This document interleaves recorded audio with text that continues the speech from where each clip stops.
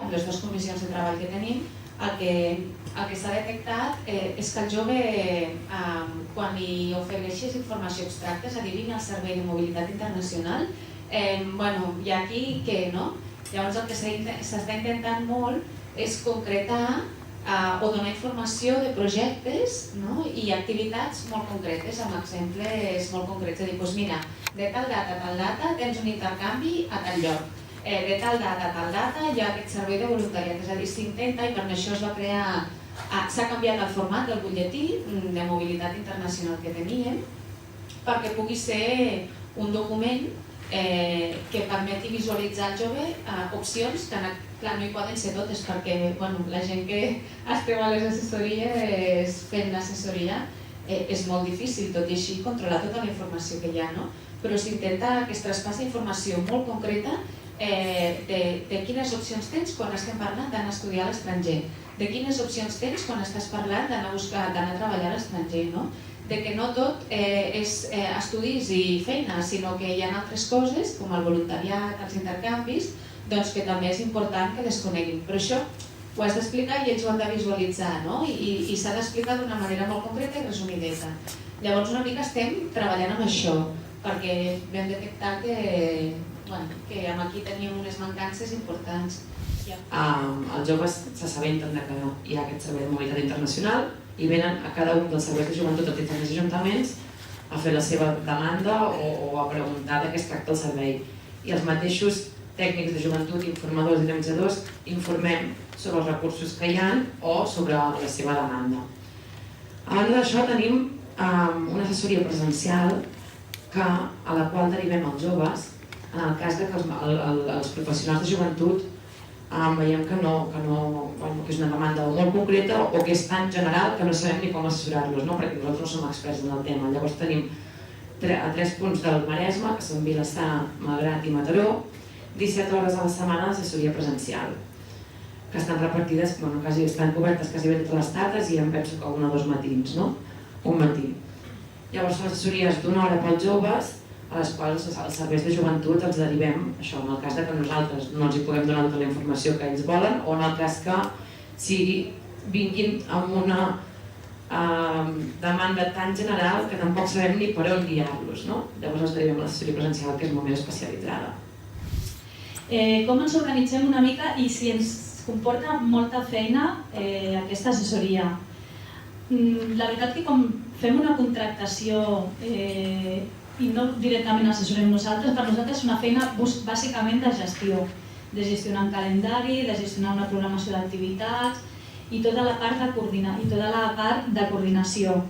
En el cas del Prat, com tenim aquest conjunt, aquest paquet d'assessories, les coordinacions es fan amb tots els assessors junts 2 cops a l'any. Ara les visibles les van fer quadrimestrals i ara ja les fem semestrals perquè després també ens parlem molt amb cada assessor i les derivacions que es fan entre ells i ens coordinem semestralment en aquest espai de coordinació. Parlem des de programacions que volem fer, intercanvi d'informacions, parlem de derivacions, casos, per acreditar-nos per poder ser emissors i receptors de servei de voluntariat europeu o per temes d'intercanvi juvenils, i això sí que realment vam veure que era una cosa molt més complex que el fet de la gestió d'una assessoria en si. Estem encara, que espero que amb el seminari que començarem això ho podem acabar de definir. Si amplies una mica el suport de la mobilitat internacional sí que realment requereix una dedicació de personal important, però el que és la gestió de l'assessoria és bàsicament feina de gestió pura i després tota la part d'assessorament ja ho fan els assessors. Doncs dono pas a la Nim. La mayoría de los jóvenes que vienen a vernos están muy perdidos, básicamente. No saben la mitad de las oportunidades que tienen o vienen con una idea muy optimista de ir al extranjero, por lo cual a veces también tenemos que matar los sueños que tienen. Claro, que la idea que tiene la mayoría de la gente de las asesorías de movilidad es: vamos a enviar a todos estos jóvenes afuera para que encuentren un trabajo, un proyecto de asesoría, un proyecto de voluntariado, un campo de trabajo, pero no es una realidad para todos.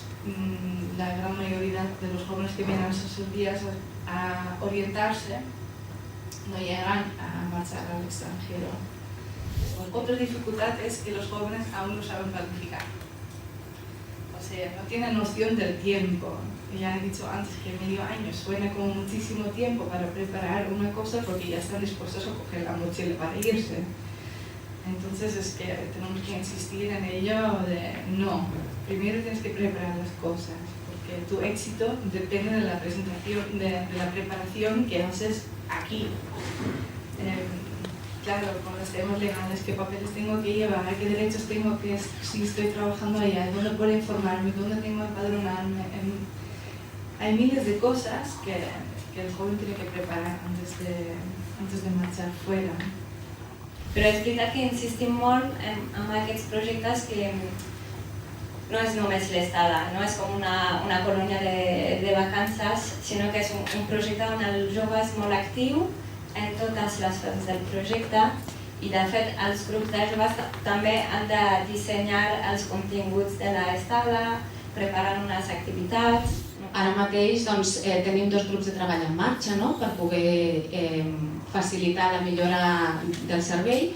Un, com us deia, és el de noves línies de treball, en el qual no tots els municipis hi participen. O sigui, s'intenta que no tots els municipis tinguin canal a una, perquè és complicat, 119 realitats diferents, i dins de cada ajuntament les problemàtiques i les tasques que s'han d'assumir de joventut també són molt diferents, però s'intenta que cadascú pugui anar avançant i millorant el servei en el seu municipi en funció d'allò que realment té possibilitats de fer.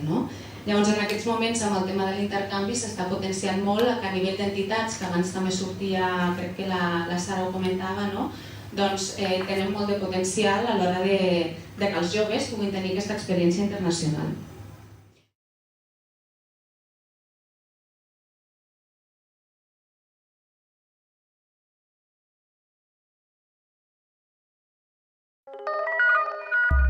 Diputació de Barcelona.